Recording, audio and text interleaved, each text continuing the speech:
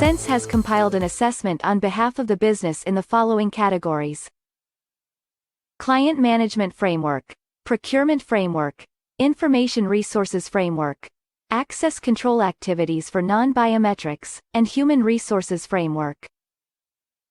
These initial assessments should be adequate for the business sector for which it was provided and can be evaluated again at a later stage.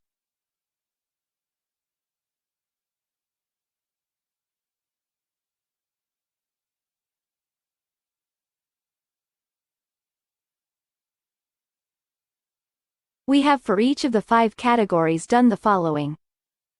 Drafted a flowchart for the flow of information. Determine the scope of processing.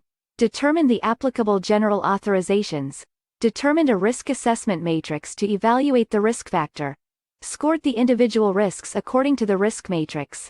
Identified the risks, and determined a framework for the safe processing of the information. As mentioned earlier, these assessments should at a later stage be re-evaluated for each individual business. What is the first step you should take? Please read Volume 1 to understand the applicability of the Act and the contents of the Poppy Box. Step 1. Register your Information Officer. The Information Officer is defined in the Act as the head of the body. Please remember that the Information Officer shall be the responsible person overseeing compliance, and therefore also the person liable to any transgressions of the Act. The Information Officer can appoint a deputy. Please refer to our website, www.sensebusiness.co.za, to assist in registering your Information Officer. Please keep the registration and/or mail sent to register as proof and put it in your Poppy office file in Divider 2. Step 2. Appoint the IPC. The IPC is a committee which we suggest should be established to ensure collaboration within the business. The IPC should ideally subsist of the Information Officer as well as key role players in different sectors of the business, for example human resources, finances, IT, etc. It is not necessary to appoint a person from every division, but must there at least be enough people appointed to ensure the requirement for collaboration. The directors or top management should complete Volume 4 page 3, which is the appointment of the IPC. Put this in Volume 1 of your Poppy office file, which should be Divider 1. The IPC must accept the assessments, frameworks and policies. Step 3. After appointing the IPC must confirm the assessments that was done. The IPC must sign off on the 5 assessments in Volume 2, and then please place this in Volume 2 of your Poppy office file. Thereafter the IPC must sign off on the framework and policies adopted as contained in Volume 3. Keep the signed and approved assessments, frameworks and policies in Volume 2 of your Poppy office file in a different divider. Step 4. The PIA Manual. Print your PIA Manual contained in Volume 5 of the Poppy Box Starter Kit. Keep a copy of the manual in your Poppy office file and place it in Volume 1. The manual must be kept available at the main place of your business. If you have a website, you must also publish your manual on your website. Step 5. Print the employee consent to process personal information, which is contained in Volume 4 page 5, and the privacy statement, which is contained in Volume 4 pages 22 to 25, and have all your employees sign and initial same. Preferably keep this in the employee files. Print the confidentiality undertakings for employees, contained in Volume 4 page 7, and have all your employees sign it. Also keep this in the employee files. Print the Fair Use of Information Resources undertakings by employees, contained in Volume 4 page 8, and have all your employees sign it. Also keep this in your employee files. Step 6. Access control. If you have access control to your premises, please consider Volume 4 and more specifically pages 30 to 38. We have included an abridged consent to be displayed at the entrance to your premises at the point of your access control. Please keep in mind that if you utilize a third party such as a security company, to control access, they must comply and provide you with the necessary privacy statements and undertakings. Refer in this instance to Volume 4, pages 18 to 21.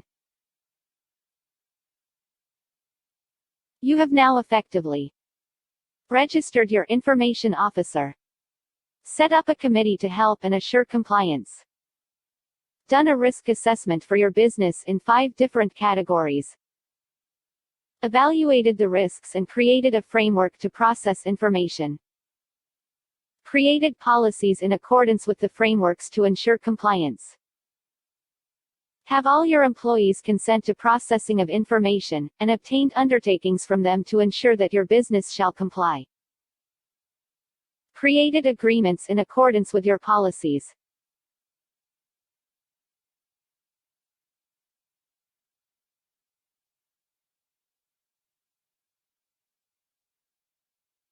You should now focus on the external factors of your business, such as clients, suppliers, third-party processors, etc.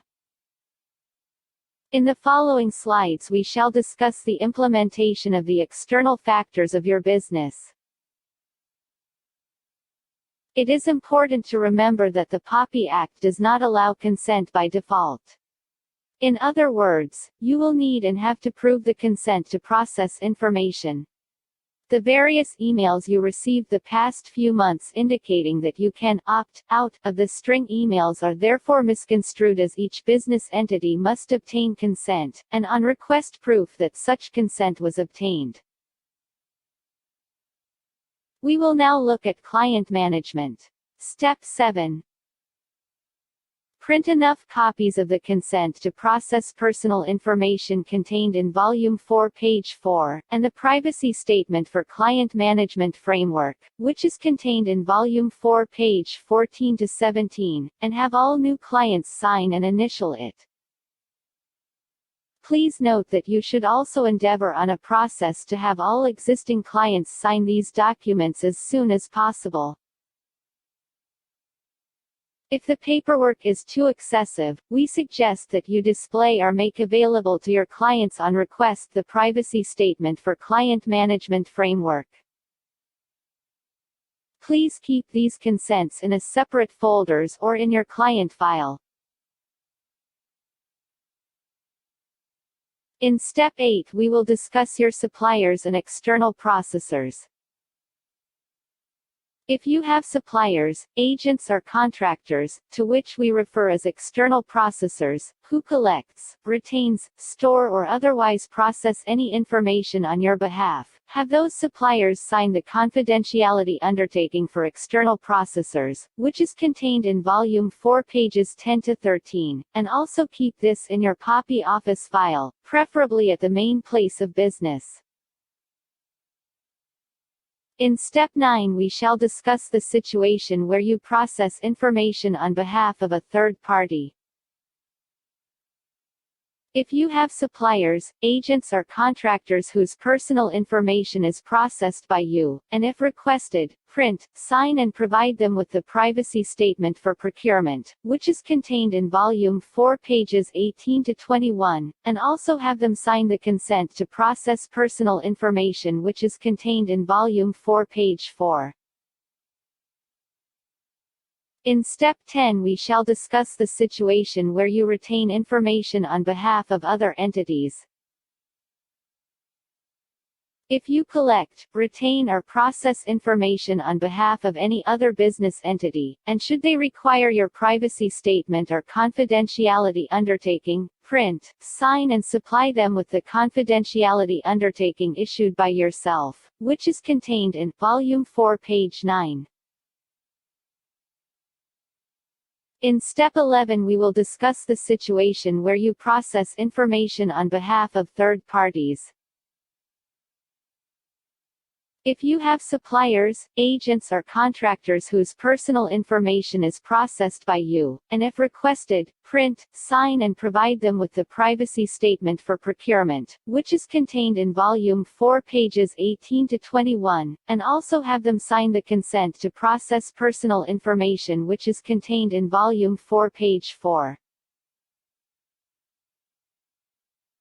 In step 12 we will discuss the position regarding recruits or job seekers. You must have consent to keep and process any information from a recruit, be it only to receive a CV.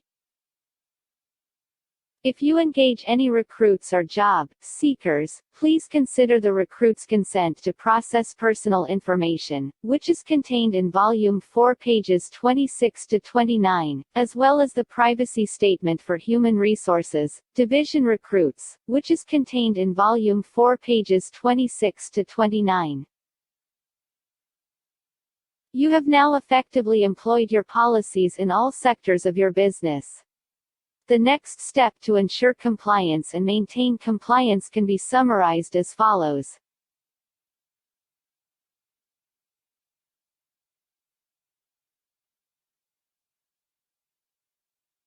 Step 13. Maintain compliancy. You must conduct regular training with your employees to ensure that they apply the policies correctly. The IPC must meet at regular intervals to consider the current policies and to adopt new policies. Should you endeavor on new projects, an assessment should be done, resulting in new frameworks, policies and eventually contracts. Ensure that the business entities with which you conduct business also complies and request their consents and privacy statements. Remember that their non-compliance can also cause you to be non-compliant. Lastly and very important, should a breach occur, it is your duty to immediately inform the regulator and the data subject as discussed in our modules. And lastly in step 14.